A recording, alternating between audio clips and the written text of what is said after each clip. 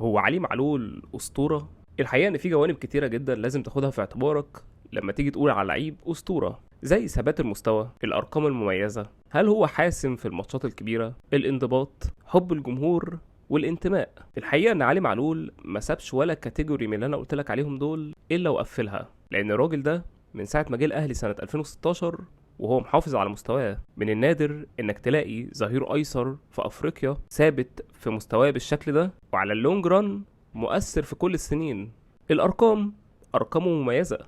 علي معلول في الاساس بيلعب في خط هو مصنف كمدافع، وعلى الرغم من كده هو واحد من اكتر اللاعبين صناعة للاهداف وتسجيلها. فكرة الحسم في الماتشات الكبيرة حاسس ان انا لو اتكلمت عليها هبقى بضيع وقت على الفاضي، لانك تقريبا كل جول لمعلول في ماتش كبير لسه معلم معاك. الانضباط. علي معلول واحد من اكتر اللاعبين اللي كان عندهم التزام شديد جدا، على الرغم ان انا شايف ان نهايته مع الاهلي ما كانتش بافضل شكل، ولكن لانه لعيب كبير كان دايما هادي، عمرنا ما سمعنا له اي تصريحات ضد النادي. حب الجمهور والانتماء. جمهور الاهلي مصنفينه انه اهم محترف انضم للاهلي على مدار التاريخ، ومعلول صنف نفسه كده لانه في وقت من الاوقات كان بيرفض عروض مغرية بارقام خيالية حبا وانتماء للاهلي.